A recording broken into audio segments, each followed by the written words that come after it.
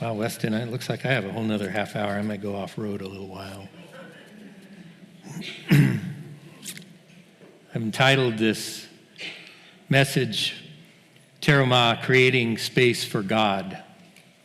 The portion today that we've been reading is called Terumah. Terumah is the Hebrew word meaning an act of making an offering to God which is lifted up. It's something that is lifted up, brought up, elevated towards heaven. It's elevated. We've just come off Parsha Mishpatim, which ended by telling us that Moses had gone up the mountain to enter the thick cloud. He's there for 40 days, as Weston pointed out. This is the beginning of the time of his 40 days. As I mentioned in my class, 40 days didn't pass for Moses in the cloud. This is an interface with heaven. Heaven is timeless. Time is something we have down here. God gave it to us as a gift to organize ourselves. But in the heavenly realm, it's timeless. God can see the beginning from the end and the end from the beginning. So for Moses, it wasn't 40 days. This was just merely being in heaven with God. The cloud is this interface between this realm and the heavenly realm. It is the case that God brought with him the heavenly realm when he came at this time in the wilderness. It's an outpost, if you will, a heavenly outpost. This outpost engulfed the top of Mount Sinai. Where God is, that's where the heavenly kingdom is also. Thus, Moses has entered into the heavenly kingdom and is talking directly to God, as it says, face to face. God commands Moses to command the people to bring him these elevation offerings. And he lists the type of things that he needs them to bring: gold, silver, yarn, wood, stones, and so forth. He's giving the first commands for the building of the Mishkan, the building of the tabernacle. But he tells Moses a very important part of that commandment. True, it is commanded that they bring all these materials, but in the second verse we find the focus of and the core reason, the core motivation beneath the construction of the wilderness tabernacle. That focus is the human heart. It says, accept the gifts for me from every person whose heart so moves him. So you see, the place of God, the place of God's presence, could not be built without the motivation of man's heart desiring it to be built. I've taught on that in years past. I've had a couple of sermons about that, I think. I've also taught about this. Notice that the tabernacle doesn't have a foundation, doesn't have a floor, doesn't ever say, gather the fine wool and twist it into yarn and make for me a really cool carpet. It doesn't say that. The tabernacle is set right on the soil of the earth. Doesn't even have a floor. And what is that soil called in Hebrew? Anybody know it? Adamah, Adam, man. The tabernacle is the heavenly interface between God and man. Rests right on top of man. And what is it built upon? Well, it's built upon the motivation of the hearts of the Israelites. That's an important lesson. But today I want to look at this portion from a slightly different approach. I want to show the parallel between Bereshit, the records of the creation of the world, and this Torah portion, Terumah, the first commands of the tabernacle. I want to describe how the tabernacle parallels the Garden of Eden in the creation account. I understand this may ring well with those of you who were in John's class today too. We also talked about it a little in my class. But But for this, we need to kind of have a big picture view. That's the way I like to look at things first. Let's step back and take a big picture view. The big picture of the creation account is this: God is in heaven, man is on earth. But there is one special place where they coexist, and that's called Gan Eden, the Garden of Eden. It is a paradise, and what makes it a paradise is it is a place of communion between man and God. You might think of paradise as being a wonderful island in the South Pacific where someone brings you a little drink with a little umbrella in it. That's cool, but that's not paradise. Paradise is being in communion with God. Adam and Eve dwelt in this special place, and God walked with them in the garden. They shared time together. From this garden, from Gan Eden, spiritual rivers flowed out, right? It tells you about 5 rivers starting in Gan Eden. They nourished the entire earth. That's the spiritual waters nourishing the earth, coming out of this very special place. This very special place had fruit trees, grew in the garden, bringing forth fruit continuously. So Adam and Eve in the garden didn't have to struggle to live. They just had to pick it and eat. That's all. But they were told about one special tree not to eat from, right? Right in the center of the garden. Don't eat from that one. And they didn't listen too well. And then came the fall. And what happened as a result of the fall was that they were exiled from this paradise, from this garden. All humanity, its entire time, really, has lived in exile from the garden. We're in exile. That's the parallel with the Jewish people and why we see these exiles, right? Exiles are pretty critical to the story of Israel because it's mankind's story. We're in exile from the garden. After the fall, God is no longer right there present with man, walking with him. Can't see him, can't turn to him and talk. Can't perceive him. He's concealed. He's here. Like I said when we came in, we just have to make ourselves aware of the fact that he's all around us. We just have to recognize it. But he's concealed. Man can't easily sense him in such closeness and intimate proximity as Adam and Eve once did. Nevertheless, it is his will that we and he dwell together again. This is the whole story of the Bible. So what did he do? He chose Abraham, and he chose Isaac, then Jacob, who he renamed Israel. And then from the sons of Israel came this Moses. Our sages say that each one of these patriarchs brought the Shekinah a little closer to earth. Each one of them. The glorious presence of God closer to our reality. And now here with Moses comes a great, amazing moment. God gives the command to his treasured people to build a tabernacle, a tent, so that the Shekinah could enter our world again. To live in intimate proximity to Israel. The centerpiece of the camp, where all eyes could see and all neshamas, all souls, could sense the immediate and intimate presence of the creator of the entire universe. He was in the center of the camp. This, by the way, is why I always have us turn that way when we say the Shema, because Jerusalem is the center of the world's camp. So now we have a new big picture focus once these commands of the tabernacle started to manufacture it.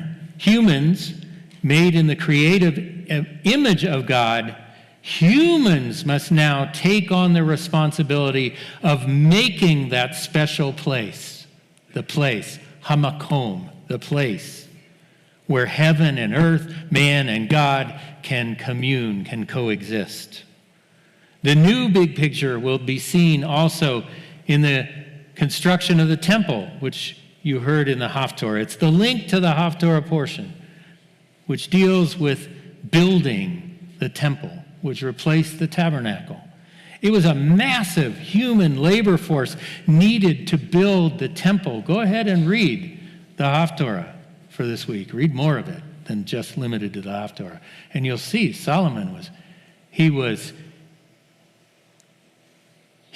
hiring. People were voluntold to go and build the temple, 80,000 at a time. And that's just a part of them. It took great effort. This is the big picture. Great effort for man to build a place for God. As an aside, and since I've got more time today, we talked about this in my class. That temple that's talked about in the Haftorah was built by a partnership between the king of Israel and the king of Tyre. That partnership started because of friendship. If you read in Kings, you'll find out that King Hiram was a friend of King David. That friendship, that love, provides the atmosphere where all mankind can work together to build a house of God. But it takes effort. It doesn't just sit back. Don't go on Amazon and click House of God, delivered tomorrow, which is actually the day after. No, it's not like that. The Haftorah tells us about this partnership between Jew and Gentile coming together to build the temple of God in Israel on the Temple Mount. That's the aside. For this reason, because of this big picture view that I've just given you, Bereshit, God makes everything and man lives in it. Terumah, man's got to start making something for God to live in it. Because of that big picture, there are many parallels between the creation account and the commands for the Mishkan. I'm going to give you a run through, but there's many more. Before we do that, though, let's take a little quick time to notice some relationship of words so you might better understand this. Shekinah, I've used that word already. You probably already know it because you hang out in Messianic circles and we say it a lot. The Shekinah, the presence of God. This is the profound and magnificent presence of God. In Hebrew thought, this is the parallel to what we always call the Holy Spirit. This is a manifestation of the Holy Spirit, the Shekinah. Interestingly enough, Shekinah shares the same root as Mishkan, the name for the tabernacle. That's what we use for the wilderness tent. In verse 25:9, it tells us about that. As well as the word to dwell in the verse before, verse 8. Have them build a place so that I can dwell. Shachanti. So Shekinah, Mishkan, and Shachanti all share the same root. The Shekinah, the glorious presence of God, the verb to dwell, and the dwelling itself all come from the same Hebrew word. They are intertwined, completely dependent on one another. Also, another word,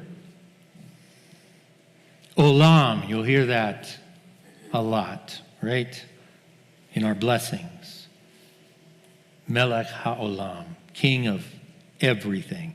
The king of the universe, how I always translate that. Often in the Tanakh, it has the meaning of the universe or the whole creation. And universe, olam, shares the same root with ne'elam, which actually means hidden. Thus, after the fall and the exile from the garden, Melech ha'olam, the king, is hidden, ne'elam, from our eyes, but he is within, as it says, the whole universe declares his glory. He is within the universe, just not able for us to see. That's the background to what I was saying in the introduction. One author I found put it this way, talking about the dwelling place of the Shekinah. In the English translation, one cannot see the hidden meaning of the biblical text. This can only be seen in the original Hebrew. There the word dwell appears, shachanti in Hebrew, which plays an important role in both segments, shares the same Hebrew root as the word tabernacle, mishkan, which simply means in Hebrew dwelling or residence. And on top of that, both the Hebrew words share the same root, the word for the divine spirit, the Shekinah. He said that very well. He put it all together. These Hebrew word relationships help us to understand the overall arc of history that the Torah is showing us, to give us a hint as to how the creation account of Gan Eden are related to the Exodus account and the construction of the Mishkan, which houses the Mikdash. That's another word, the Mikdash, the sanctuary. That's how we often translate that. It really means the Holy of Holies, the inner room of this tabernacle. There are many more to the parallels.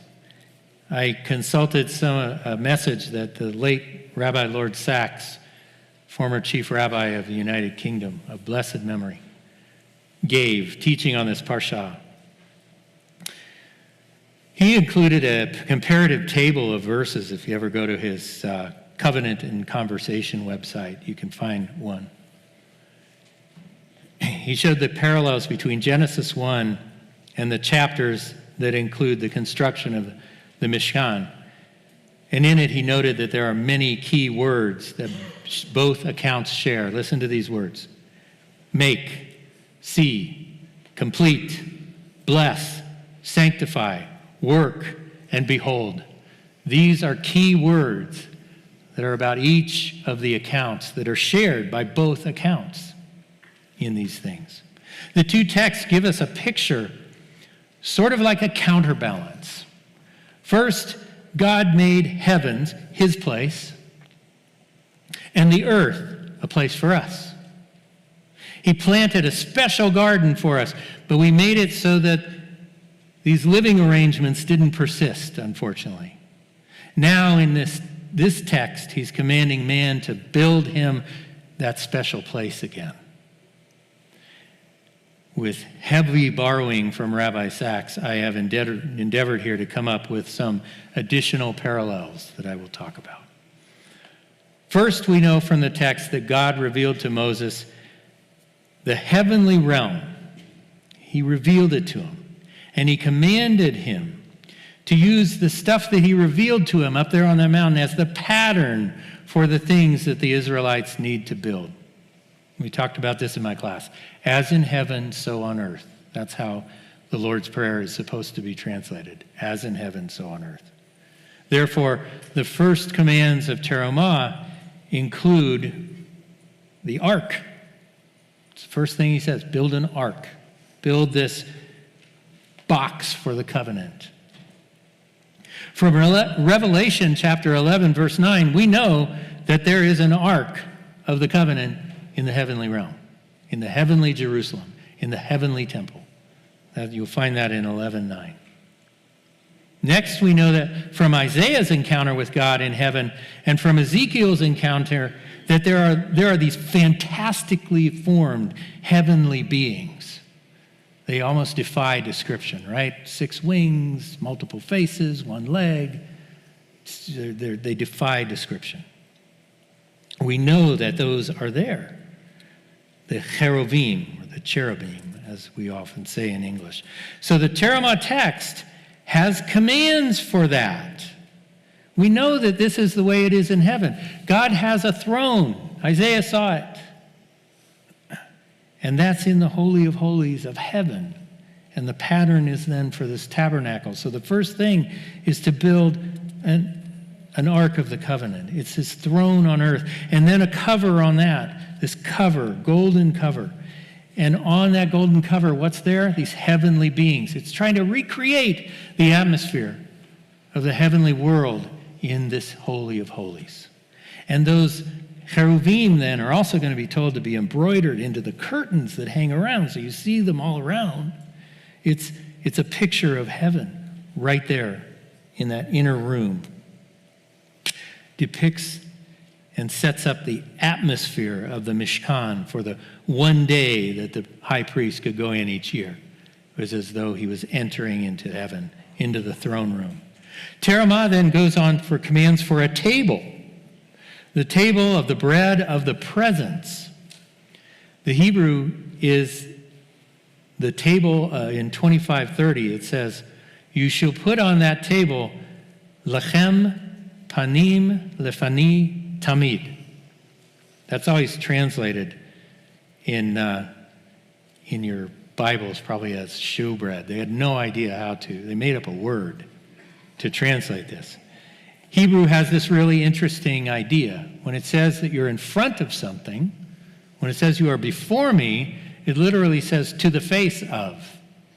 And so the Hebrew literally says the bread of panim, that's the plural of face, faces, the bread of faces, lefani, to my face, tamid, forever. The table is a communion encounter.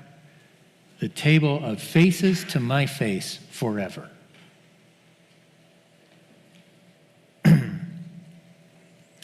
We learned last week that the pattern of the earthen altar being like a table where Israel shared a meal with God, right? Then how the elders of Israel beheld God from a distance and ate and drank. So too is the showbread, if you want to call it that, the lechem panim lefani. That table is a place of communion with God, paralleling the heavenly beings with multiple faces that are always facing God and always praising Him. This is what's in the table, the heavenly aspects of the table. We know on the fourth day of creation, God made the sun, moon, and stars to bring light, right? And to be, but their main thing, what? Is to be signs for the Moedim. Not Weston's Moedims, not the corporate encounters there. Thus, here in the commands of the Mishkan, the fourth item is to make what? A lampstand. The menorah, to shed light, just like the creation narrative of the lights. Let me briefly describe several more parallels. You'll notice if you keep the creation account in the back of your mind as you read through the chapters dedicated to the tabernacle. And if I don't say this later on, I need to say this now. The creation account only takes one chapter and a little bit of a second one. That's God saying, let there be, and it is. But man has to build things by hand. So the tabernacle account is going to start here in Exodus, and it's going to go all through the book of Exodus. And then Leviticus is going to tell us how it runs. And we're not even going to get the tabernacle set up until the Numbers chapter 7. That's the difference in effort. God makes things, He just speaks it. We make things with our hands. In Bereshit, the earth was first without form and void. All the elements were there that we needed. The dust of the earth to make man. All the elements to make everything that lived were there, but they were without form. In Terumah, God first commands that the Israelites are to give the materials needed for the construction. Remember the wood and the yarn and the gold and the silver and the stones and all that? They are raw materials. That means they are without form yet. They haven't been formed in. So it's a direct parallel. They have not yet turned into the elements of the tabernacle. Those heart-given materials will now begin to be formed into things like the utensils needed, the curtains needed, the boards needed, all of those things. The parallel of God's throne in heaven, which the elders in Isaiah had a glimpse of, make an ark to hold the covenant. I've talked about that already. In Heaven, there are heavenly beings. We talked about them already. At the creation account, God made plants for food, grasses. That's where we get bread from grasses. The table has bread on it. It's a direct parallel. In the creation account, there is both spiritual light, let there be light at the beginning, and the heavenly lights. In the Terumah account, as I said again, make a lampstand to cast its light. In the creation account, the heavens are separated from the earthly world, right? The waters above from the waters below. That's a separation. And God called the waters above what? Heaven, right? Shamayim. In Terumah, curtains are commanded. They're a separation. These are the analog of the heavens. It separates from that. In Isaiah 40:22, he makes a direct connection. He stretches out the heavens like a what? Like a curtain. Spreads them out like a what? A tent to dwell in. You see, Isaiah caught it. Isaiah knows what the tabernacle's about. These tabernacle curtains separate the earthly realm from the holy place, just as he said, the waters above from the waters below. And we know from Hasidic teaching and Paul in 2 Corinthians 12:2 that there are different levels of heaven. Check that out. 2 Corinthians 12:2. Paul got to go into the third level of heaven. That's a big part of Hasidic thought. Heaven has layers.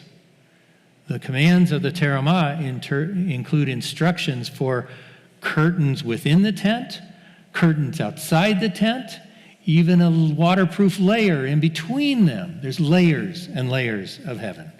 Layers and layers of the tabernacle. It's the exact direct parallel. This last part, this center inside there, where, this in the center part of this tabernacle. So it's got curtains hung on boards underneath dolphin skin, or whatever that is translated as, underneath goat skin. It's layer upon layer, but deep in the layers there is the Holy of Holies, the place where the throne of God is, the mercy seat, the innermost sanctuary. It's a place where the total power, the total presence of God is. And it has a parallel in this earthly tent that you're walking around in.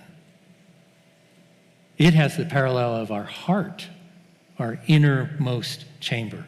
Under many layers of us is our innermost heart, where the sovereignty of God is supposed to hold sway over us. That's what I was talking about at the Shema today. Now, if we jump ahead to Numbers chapter 7, verse 1, which is where it says the tabernacle was completed, we'll find another parallel, that word completion. On that day, it says that Moses completed setting up the Mishkan. And what happens? Well, he then sanctifies it in all its furnishings. So there is completion and there is sanctification. Compare the creation account.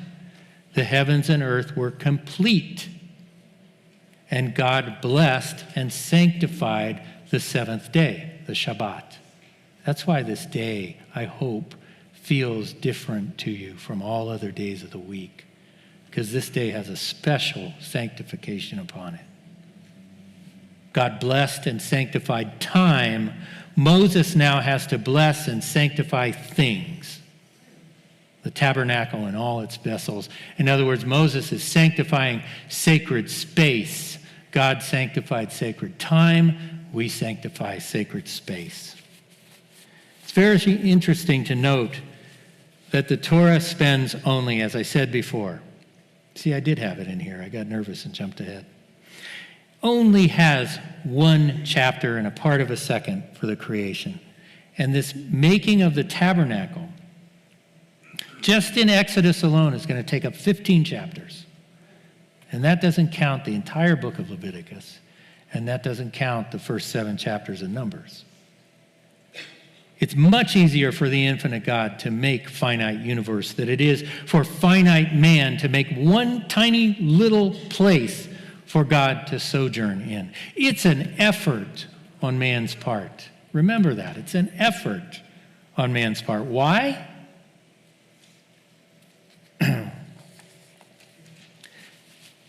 I consulted some Jewish writings, Terumah, on Parsha Naso. Hasidic discussions pondered the meaning of the phrase, Vayehi biyom, and it came to pass, as in number 7, Vayehi biyom. It came to pass when Moses finished setting up the tabernacle. First of all, Talmud's very fair. It gives everybody's opinion in it. So the first one they give was Judah Hanasi, said that it means something new came into being. But then Rabbi Shimon Bar Yochai offered up an alternative, and this alternative rings with my message. It says that whenever it says Vayehi b'yom, it says this because it means something that was disrupted returns in its fullness. Returns to its fullness. And it came to pass. That's from Tanhuma Buber Naso, chapter 24, if you want. The discussions are really quite thought-provoking in that section, if you can follow them. But the gist of it is this. God had his realm, which is heaven, his sanctuary, where everything is, kadosh. Everything in there is kadosh. It's holy, completely set apart. Then he created our realm and us in it, the world. While not totally kadosh, it is said to be very good, right? So within our very good realm, then it says he planted a garden. So this is even beyond the very good. He planted a garden. This garden was a special place where he and man could be together, a place where the infinite could commune with the finite. The garden also had to be kadosh and holy. In order for us to be in it, we had to self-limit. We had to self-limit. Don't eat from that one tree in the garden. We had to limit ourselves. That self-limitation was to obey this one single commandment. Don't eat it. But once we failed that, God remained in his holy place. But we had to be kicked out of that special place, which remained locked away from us, and locked away from us to this very day. Nevertheless, God still has the same plan for he and us to dwell together. So he began a process that would bring that to fruition, a very long one. That's what the Bible covers. It would start with cleansing the world in the flood and selecting Noah and his sons. Next was the selection of a very special descendant of Noah, Abraham. And next, choosing Isaac, and next, Jacob and all his sons and his descendants. This step-by-step process approached God's goal of dwelling with us. Each of the patriarchs, as I said before, in effect, bringing the Shekinah a tiny bit closer to our world. Then came Moses, a descendant of Abraham, Isaac, and Jacob, and he was commanded to have the children build a Mishkan. Thus, the Shekinah, which is God's presence, was able to have a holy of holies inside a holy tabernacle where God's presence sat on a replica of the heavenly throne in the center of a camp, all of which had to be varying levels of kadosh, holy, because he was there. This tabernacle, it was precious, it was mobile, it was temporary, and it was fragile. What does that sound like? That's us. Just like human life on earth. Precious, mobile, temporary, fragile. On this mountain in that wilderness so long ago, the Shekinah came back into our realm and commanded that man make a place for him as a parallel to him making a place for us. Move ahead 1,400 years. And God sent his son, the second Adam, this mysterious one, Yeshua, who it tells us, though existing in the form of God, did not consider being equal to God a thing to be grasped, so he emptied himself, taking on the form of a bondservant, becoming made in the likeness of man. So once again, you see the anti-parallel, right? God made man in his image. Yeshua empties himself and takes on the image of man.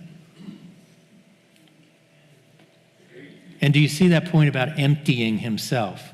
Self-limiting. Unbelievable power and authority, and yet he limited himself. He emptied that all out for our sake. According to Hasidic thought, this is exactly what God had to do in order to make room for creation. He was everywhere. And when he decided he wanted to make the universe, he had to empty himself so there was a place for it. It's called Zimzum. And remember that man had to self-limit in the garden. Don't eat from that very pleasing, tasty, wonderful fruit of the tree of knowledge of good and evil. But we failed at that. So Yeshua, then, in order to counter that, he limited himself and he came into our midst to give us a way to make that right. He came to this earth and taught his disciples many deep mysteries. And he taught the people in many parallels, one of which you kind of heard this morning. Why do you call me Master, Master, and do not do what I say? You hear the angst in his words? Why do you call me Master and then don't do what I say? He goes on, as you heard in that text, to make a parallel to what? A builder. What are we talking about here? Building a place for God. The children of Israel were the builders of the tabernacle. So Yeshua is telling us that we need to be builders also. And our house needs to be built on a solid foundation. His house sat on the soil, on Adam. But our house needs to sit on the rock of Israel, the Messiah, Yeshua. This comes at the end of a number of teachings, all with the same theme. This is all in Luke. We read from Luke, right?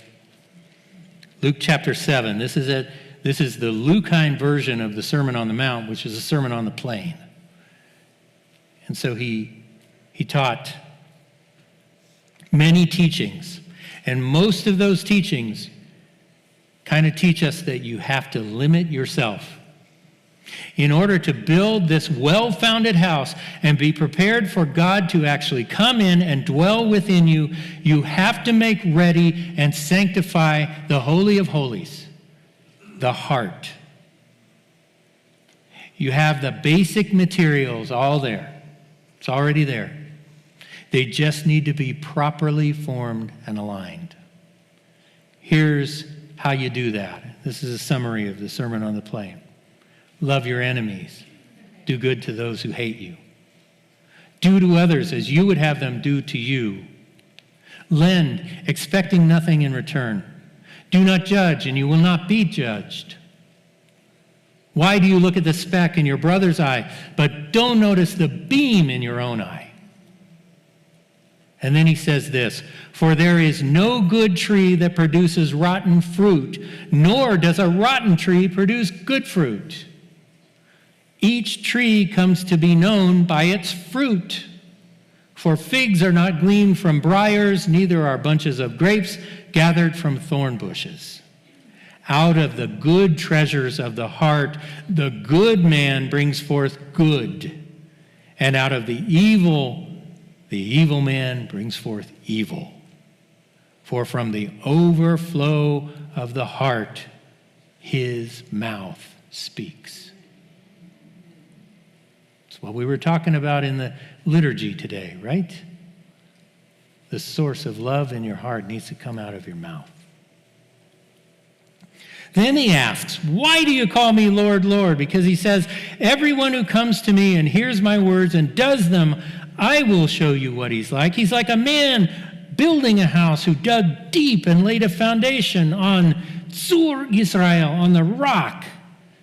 And when a flood came, the torrent burst against that house, but could not shake it because it had been well built. You see? See how important that good foundation is? You cling to that foundation. Nothing can knock you off that. But the one who hears yet does not do this is like a man who built his house upon land without any foundation at all. When the torrent burst against it, immediately it collapsed, and the destruction of that house was great. Man, we need to let that teaching soak in, don't we? We need to take that really seriously. If we are going to be disciples of Yeshua and live as he commands, that's how we command. We live. That's the most important thing. Good trees producing good fruit. Out of the good treasures of our good hearts, bring forth good. This is how we complete and sanctify and bless the Holy of Holies. And note what a lot of that teaching comes down to. From the overflow of the heart, his mouth speaks. Our mouths, our words. As I said in our liturgy today, our words have power. The power to build and the power to tear down. Don't use the power to tear down. That means that your holy vessel is not ready. It would be like if you took one of the vessels that was supposed to be used in the tabernacle to bring an offering, and you did what Antiochus did. You filled it with pig soup. It would be completely unfit for use in the tabernacle. That's what our words do. We have the opportunity to either bring forth good, holy words fit for use in the Holy of Holies, or we have the opportunity to bring forth pig soup and become completely unfit for use. For those of you who like to read Jewish writings, a dear friend of mine just gave me a compilation of the books of a 18th crossing into the 19th century Rabbi Chofetz Chaim, and he agrees with Yeshua. Our mouths speak from the overflow of our hearts. He says it the exact same way. Most of the wonderful work we can do to help sanctify our holy holies is to control our tongue. Yaakov, the world knows as James, the brother of Yeshua, said this, "And if we put bits into the mouths of horses to make them obey us, we guide their whole body as well. See also the ships, though they are so large, they are driven by strong winds. They are steered by a very small rudder. Wherever the will of the pilot directs it."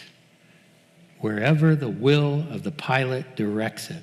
So also the tongue is a small member, yet it boasts of great things. You hear the power that the tongue has?